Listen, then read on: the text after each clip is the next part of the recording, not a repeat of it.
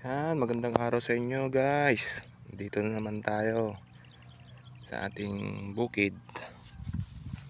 Pasyalan natin tong area natin na isang hektarya na NSIC RC534. Ayan po. Hanggang dun. Ganito pong panahon sa amin ngayon. Anong oras na ba? Alas 9, makulimlim. Yan. Ito po pala ay ang ginamit po dito ay mechanical transplanter. Yan guys. Nasa 60 days na po ata ito kung di ako nagkakamali. 62 days ganun. Yan po. Ayan o. Medyo malakas na siyang kwan. Mataas na yung panicle niya. Palabas na. Ayan guys. Nakapag-apply na rin po kami dito ng 0060 nung nasa 55 days po ito. Tapos neto lang katatapos lang din namin mag-spray ng insecticide tsaka fungicide. Ayan po. Sa mga nagtatanong kung ano pong ginamit namin na insecticide, Gold Rush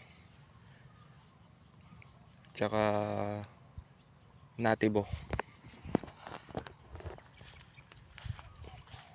Yung pinaghalo na lang po namin yun, minsan ng bombahan na lang yun. Total yung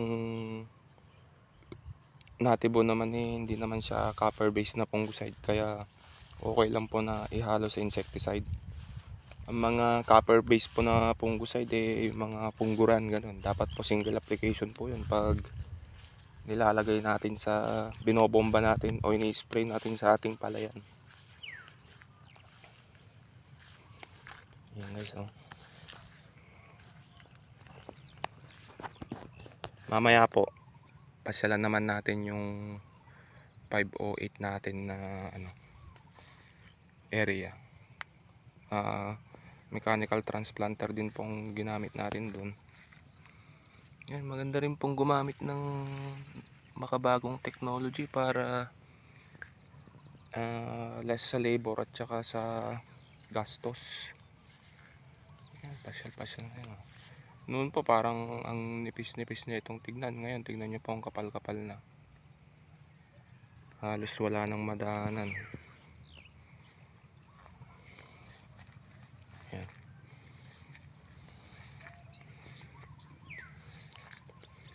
Pag mga ganitong stage guys iwasan na nating medyo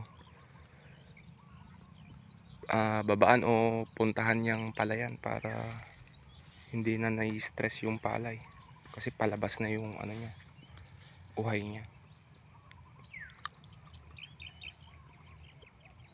At saka ang susunod na lang po natin tong gawin pag nakasapaw na, hintayin lang natin na yumuko, alalay na lang sa pang stem borer o kaya hanip, brown plant hopper kung meron man, pero wala naman sana. Yan. Ayan ito po yung area namin na 534 doon. Inbred po pala ito na 534 iba po yung LP 534. Ito po yung NSIC RC534. Ayan po. Yan, yung area na yan po 534 din po yan. Malapit na pong anihin yan. Nasa 110 days na po yan ngayon.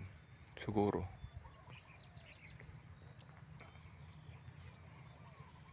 Ayan.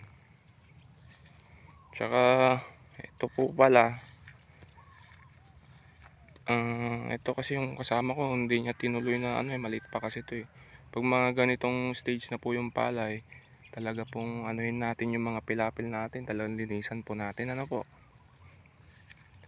para iwas sa atang niya sa mga insekto na pwedeng makadali sa ating palayan. Yan. Dito po pala halos 3 beses po akong nag-apply ng nung 25 days po nito na ako, nagpungguran. Tapos nung mga 36 to 40 days ata yun, nag co-side naman to.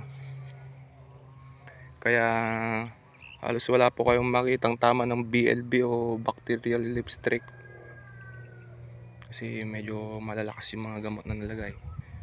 Tapos yung armory pang sheet light, tsaka pampapintog na rin ng bunga ng armory. Ayan.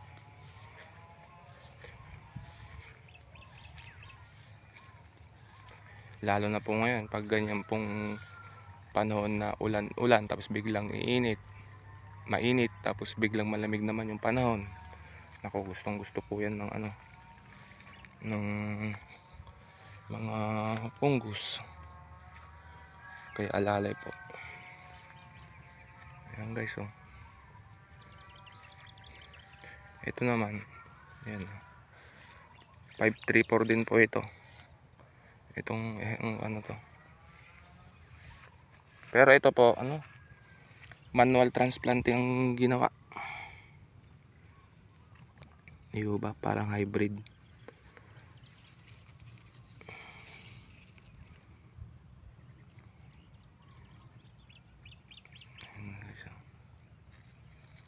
Inbred lang po ito.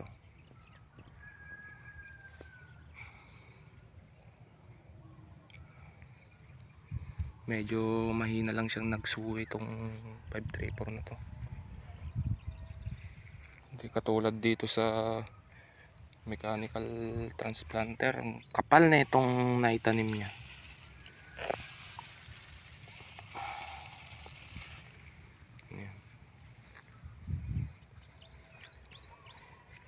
Ayan guys, yun na yung 62 days natin na NSEC RC534. Abangan nyo po ulit yung update natin nito pag Ayan po, maraming salamat po sa inyo.